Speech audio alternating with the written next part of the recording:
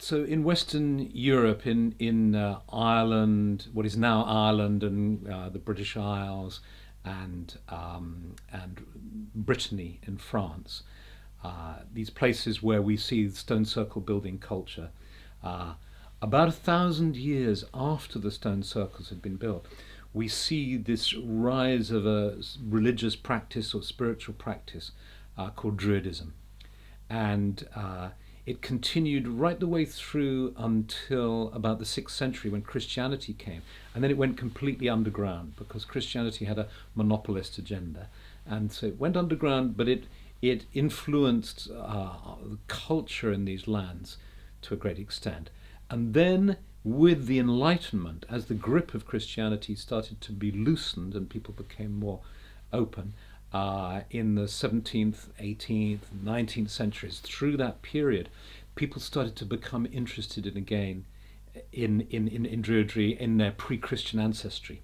So there was a revival. So there was a whole revival period called the Druid revival period. And then in from the sort of 1960s onwards, with the kind of hippies and then the environmental crisis towards the 80s and 90s and so on, there was another wave, a kind of Druid renaissance, as it were. So now interest in Druidism is very high, and the best way to express it is to say that it's inspired by the ancient Druidry of the past.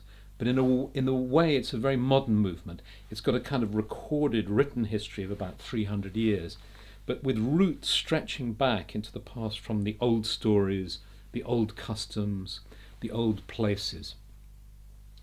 So that's Druidry today. So now a lot of young people are interested in it, artists, poets, because it also has a kind of threefold aspect. There are three strands in Druidry. One is the bardic strand, which is the interest in storytelling, in the power of myth and story.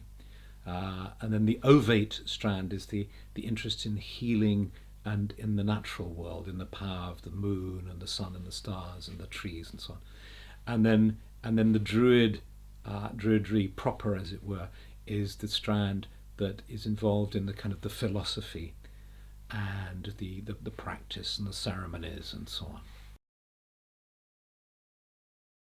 So with Druidry today, in the way that many people work with it, we take a story. We have a story that is actually about the moon and the sun, and we build a whole training, a whole way of developing ourselves with this story. And this story is a very simple story in a way, and it feels very, very ancient. It's a story about how a goddess eats a young boy and gives birth to him again as the finest poet in the land, who is called Taliesin, the radiant brow. So it feels as if he represents the sun, if you like, with his radiant brow, like the dawn, and she is the moon who gives birth to him, and her name is Ciridwen, which means bent white one. So immediately we have this idea of the moon, and she changes. She's a changing goddess. And so she chases him through different animal forms, through the forms of a greyhound bitch, through the form of salmon, an otter, and then in the form of a chicken, big hen, who eats him as a grain, and they go through these transformations. It's connected with the seasons and so on.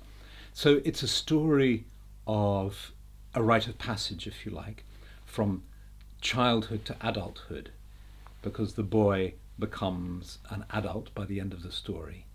But it's also, at another level, a story about how we open to our creativity and the mysterious connection between suffering and creativity. And it's as if with Christianity, the link between suffering and life and our purpose in the world is articulated, because suffering is so much a part of the Christian mythos. But it also it's created problems in a way, I think, perhaps we could say.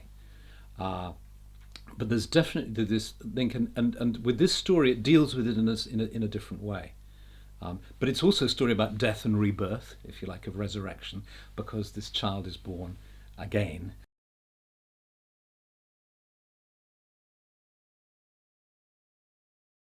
That story I first heard, from my Druid teacher when I was probably 16, and it it stayed with me. It stayed with me all my life.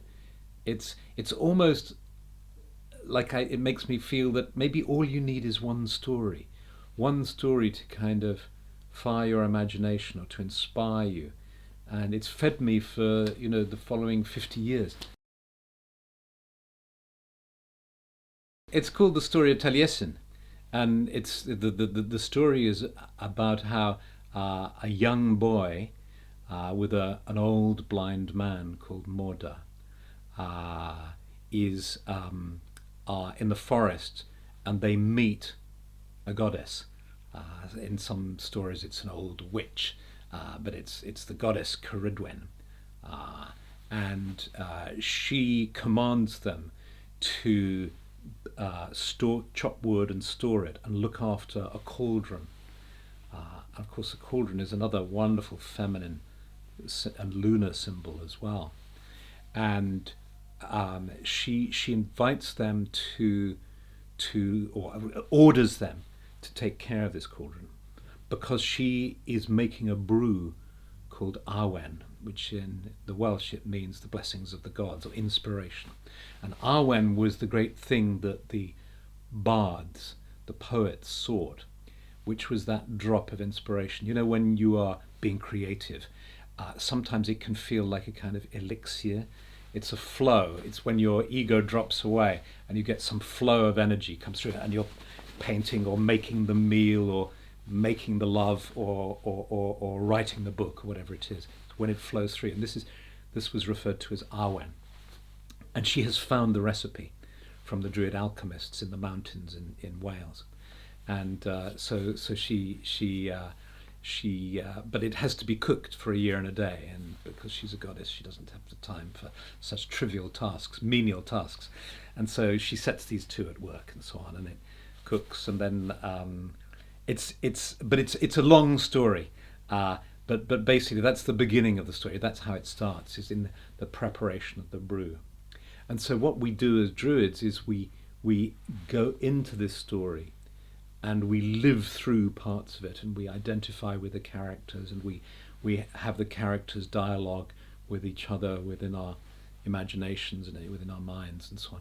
And this provokes, or the idea is it for it to provoke changes in our psyche. That's the thing. These old stories are these bardic tales, if you like, that you find in every culture, are meant as kind of food for the soul. So it takes time to hear them and to digest them, and to work with them. Every full moon, many Druids engage in a peace meditation, because we believe that at the time of the full moon the energies are strong, and that there's an influence that we can work with. And in terms of creative projects, the phases of the moon, an understanding of the phases of the moon can be really helpful too. That on a waxing moon, that's the time to initiate projects, and so that they can reach their full potential in the full moon. And then usually it's important not to be too dogmatic about these things, but usually if the time is a waning moon, it's usually not a good idea to start a project. It's better to wait a little while and then start it with a waxing moon. And then of course in the dark moon, it's a time to really go inside and to receive inspiration in the silence and the darkness. And as a practice, we celebrate the solstices and the equinoxes and the cross quarter days. So 8 festivals, about every 6 weeks we have a ceremony. And you can say that there are 4 solar festivals, the solstices and the equinoxes, and then 4 lunar festivals, which are in between. so if you imagine going around, so you have the period, say February the 1st, around February the 1st. The four solar festivals are fixed because they are astronomical events, fixed in time. The four lunar festivals, quite appropriately, are much more fluid, and so around the beginning of February you have this season called Imbolc, which is associated originally from the pastoral cycle of when the lambs would be born and the cattle would start to go out. It's also the first beginnings of spring, and they represent this festival. All of these four lunar festivals represent both the end of one season, the beginning of the other.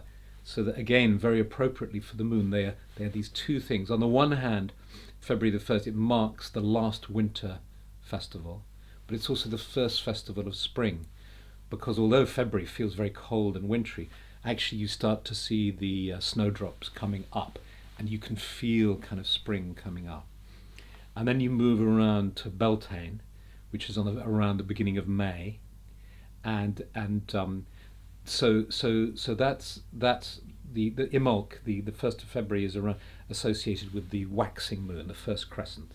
Then you go around to May, and it's associated with the full moon, and sometimes it coincides perfectly, around that time, the full moon, and that's, if you think about that, that's the last of the spring festivals, but it's also the beginning of the summer, May, and then you go around to what's called Lunasa, which is around the 1st of August, which is the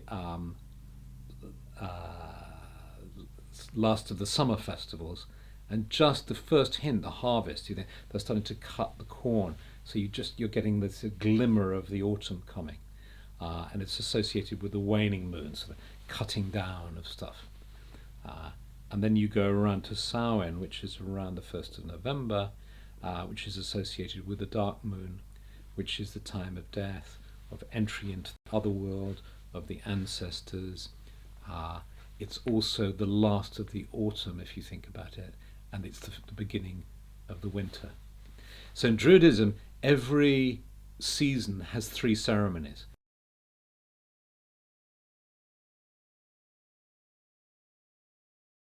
And we're very familiar with the influence of the moon for women, and what I didn't know was the effect on men too.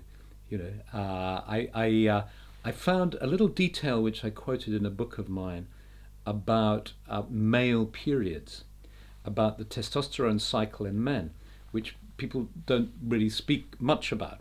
But they've done some research that there's a cycle of testosterone in men as well. And when the book was published, I was contacted by a researcher who asked me for more information, and so I said I didn't really have any. I just have this one scientific paper that I found, and this is all I can help you with. And he said, "Oh, I'm trying to write a book about this," or something. And he told me of how he discovered he had made contact with somebody who owned a chain of sex shops in Amsterdam, who had one day, out of curiosity, had decided to correlate the takings of the shop with the cycles of the moon. And he discovered that he should keep the shops open all night during the full moon period, and in the dark moon he could close the shop for several days, because the money that was coming in would drop right down. So these were all men spending their money. And then the Sussex police force did a correlation of the moon lunar cycles with crime, and that's I think much more well known, is there's a connection with crime and so on. You have this idea of Terma teachings in Tibet, but you find it all over the place. You find it with the Kogi tribe in South America, and you find it in Druidism too. Is this idea that the land teaches you, so that sometimes teachings are literally hidden, like objects are buried, which then at the right moment are rediscovered, and a statue or something that has some knowledge in it. But really, I think what it's talking about is the fact that if you tune in, there's this strange mystery, really, of, if you believe that the whole of the earth is sacred and all of life is sacred, then it shouldn't matter where you are. But you know that it does matter, in as much as, when you're sitting here, it's going to feel very different if you're sitting on the top of a mountain in the Himalayas to if you're sitting by a river in Africa, for instance. It's just going to be different. And it's as if there's this wonderful diversity of teachings and knowledge and beauty and life that is almost endless in its supply and variety.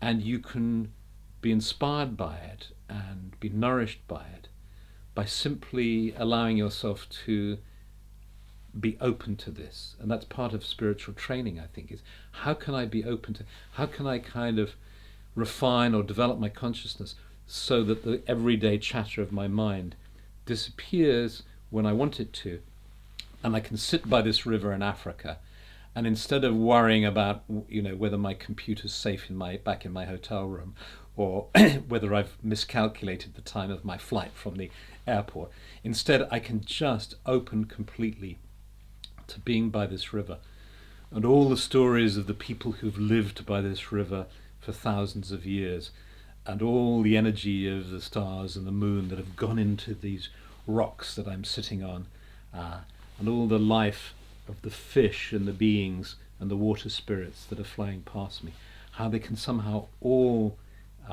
give to me and I can give to them in return, and I can come away transformed in some way, and you find that all over the world. That's the extraordinary thing. And so in that way, I think you can honor the diversity of each culture and each people, and see, not kind of mash everything together like it's all just one homogenized kind of what globalism encourages us to do, I suppose. You can still honor the difference and the uniqueness of a place or a people, but you can also recognize that it's in some way universal, and that if you couldn't get to this river, you could be sitting by a river in your own country or in another country and be fed in the same way, which is also different.